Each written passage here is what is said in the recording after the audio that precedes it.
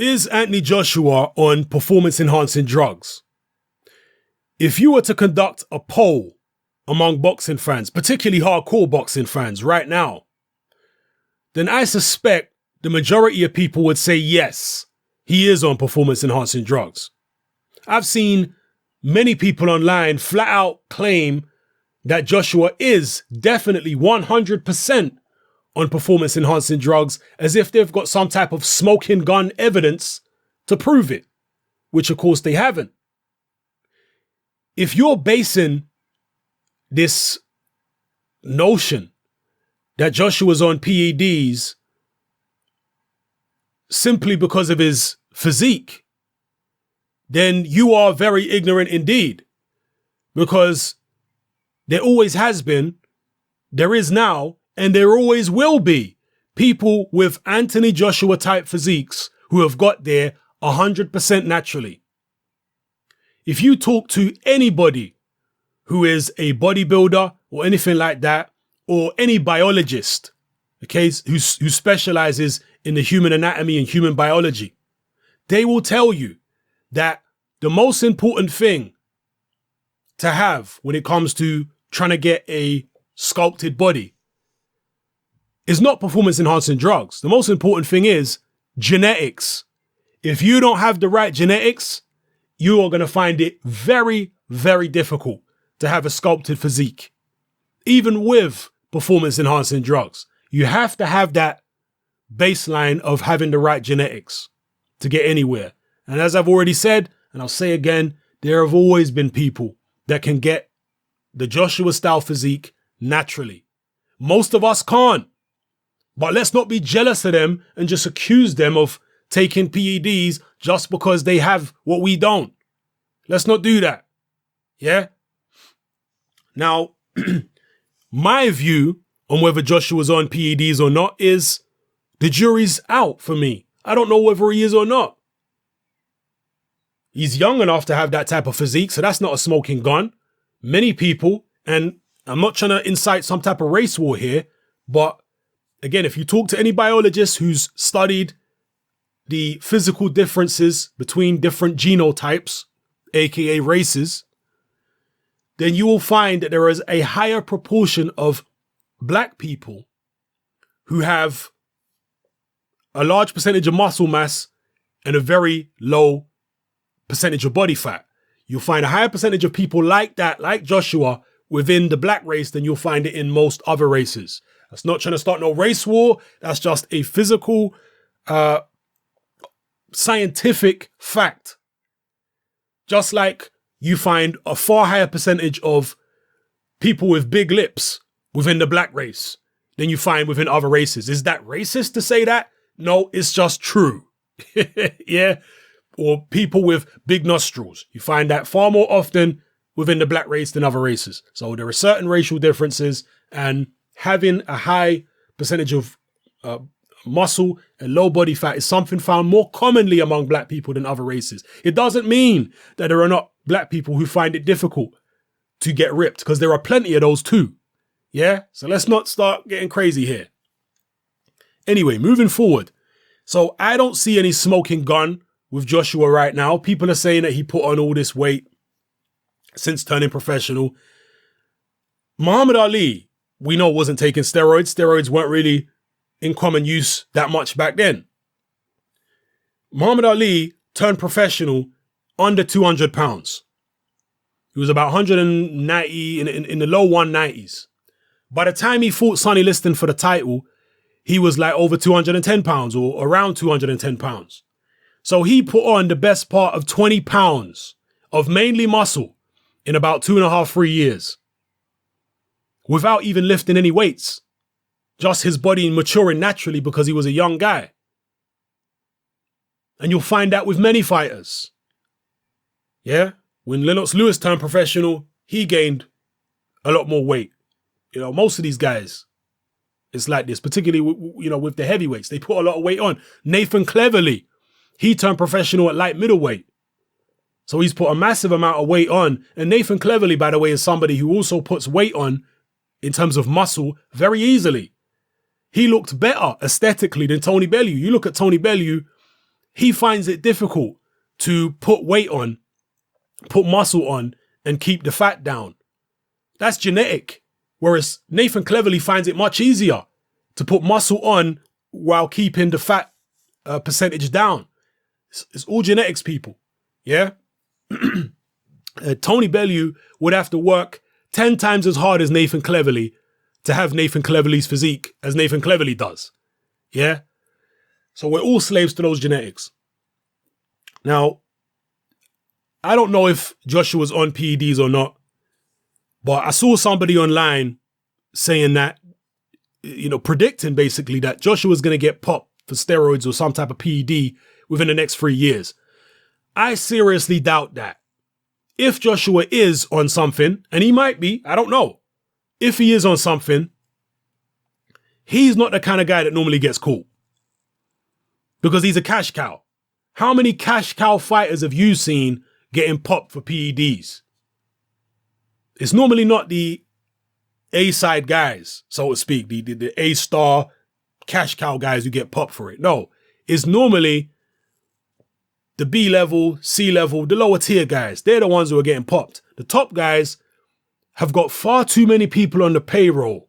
Far too many people are benefiting from that cash cow. Anthony Joshua's got a Sky contract, Matchroom contract, all types of sponsorship deals, etc., etc. He is the biggest name at this point in British boxing. He's a national celebrity. Guys like that don't tend to get popped while they're at their peak. On the way down, if Joshua loses a few fights, loses his contracts, then he's on the way down.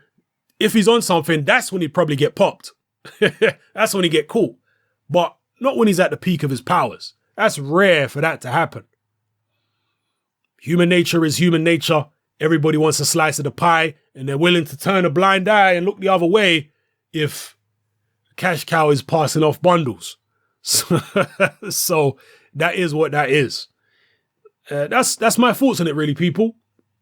Don't think that Anthony Joshua having that type of physique is a smoking gun. It's certainly not. It's very ignorant to think so. Many people around the world, not me and you, but many other people can get there naturally. Fact. And I have had suspicions about other fighters in the past, and I'll tell you why I had those suspicions. Vladimir Klitschko, for example, is, 40 years old? And his physique now is the same as it was when he was 30 years old. Essentially, in terms of his lack of body fat, his muscularity, etc. Now, I've never seen that on a big heavyweight before, ever. Never seen a big heavyweight have this, that same type of ripped physique when he's 40 years old that he had when he was 30. I've never seen a big heavyweight like that. Big guys tend to have slower metabolisms than smaller guys. So it's much more difficult for them to maintain the low body fat. Another thing with Vladimir Klitschko, surrounding the Povetkin fight particularly, both him and Povetkin refused to use the other guy's drug testing agency. Vladimir Klitschko has been accused by people like Kubrat Pulev of taking performance-enhancing drugs, and the lead up to the Pulev fight was a very good example of why Vladimir is suspicious. Because Kubrat Pulev was tested numerous times, random drug tests, before his fight with Klitschko, and Klitschko wasn't tested once. He didn't even deny the fact that he wasn't tested once before the Pulev fight. In fact, as to my knowledge, throughout Vladimir's entire championship run, before he lost to Fury, it was like 10 years. He was never tested before any of his fights. He's only tested after his fights. This is something Pulev accused him of, and Vladimir's never denied it. Pulev said that the testing agency which Vladimir uses only tests you after fights. They don't test you before fights. They don't do random testing. So with all those things considered, sorry, my microphone is just slipping here. Let me just adjust it. Yeah, with all those things considered, there's more than enough evidence there. Considering Vladimir's age, the fact he's retained that physique at such an old age when he's such a big guy, the fact that he doesn't take random drug testing, the fact that he doesn't get tested before fights, but yet his opponents have to get tested before fights. When you add all that up, it's very suspicious. It stinks. With Joshua, as far as we know right now, as far as Eddie Hearn is saying, he is being random tested. In the UK, there is an organization called UKAD, the UK Anti-Doping. And they test all fighters from British title level and above, randomly. Eddie Hearn mentioned this in an IFL TV interview the other day. He said that Joshua has been tested 2 or 3 times randomly in the lead up to his past couple fights. Again, it is not beyond the realms of possibility at all that he has officials paid off to look the other way. That can happen. Don't think that stuff can only happen in Eastern Europe or Russia. No, it can happen in the UK too. Definitely. Whether or not it is, we don't know. But as of right now, I don't have the need to be as suspicious of Joshua as I have of somebody like, I have of somebody like Vladimir Klitschko, for example. Okay. Other fighters out there, again, Povetkin, you saw the change in his ability, knocking people out, all this type of stuff. And we found out that he was on a performance-enhancing drug anyway for a long part of his career.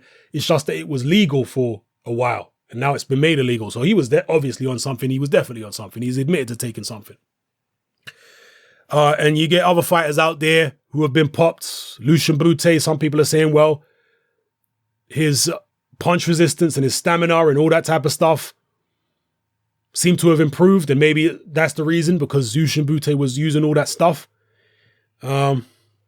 Shane Mosley obviously got popped for performance-enhancing drugs earlier on in his career. Was he ever really the same after that? Many people say he wasn't. When he started having to take those tests, like against Floyd, where was all those combinations? Where was all that stamina for Mosley when he had to take the tests? People have talked about Pacquiao. People have talked about Roy Jones Jr. Roy Jones Jr. was popped for an over-the-counter substance. Can't remember the name of it now, but he was popped for an over-the-counter substance which was illegal. And some people say he was never the same after that. I'm not sure. He still had some good wins after that. He still had the John Ruiz win after he got popped, and because he was tested every fight, to my knowledge, after he got popped in the Richard Hall fight. And actually, when he got popped, for that Richard Hall fight, Richard Hall was found to have taken the same substance and in fact had far more of it in his system than Roy Jones had. And just to give a little insight into how boxing was in the 90s, particularly in the state of Nevada, there was no drug testing in the state, there was no testing for steroids in the state of Nevada up until the year 2000. And I heard this from, I believe it was either the Nevada commissioner at the time or somebody who works at the Nevada Commission. He was the one during a question and answer session who actually said that there was no drug testing for steroids in Nevada up until the year 2000. Tommy Morrison, who is now dead, he admitted after his career was finished that he took steroids for his entire professional career and was never caught. And again, Tommy Morrison was a cash cow at the time, although, as I say, there was no drug testing for steroids within Nevada. He fought in Nevada many times. He also fought in his, native state of Oklahoma a lot as well. So he was clearly never drug tested, or if he was drug tested, he managed to find ways to circumvent the testing. So, I am of the belief that the majority of high-level athletes in boxing are taking performance-enhancing drugs. I don't think the majority of boxers overall are. No, I don't believe that. I think, once you reach, as I say, in Britain, British title level, then you're going to start getting tested. And I don't see you getting away with it unless you're a cash cow. I just don't see that. Anyway, let me not ramble on for too long about drug testing. Those are my thoughts on Joshua. He might be on something, but his physique is not a smoking gun. And if he is on anything, we ain't going to find out for now anyway, because he's a cash cow and the people will get paid off to look the other way. So those are my thoughts, people. It's your boy Hatman. I'm out.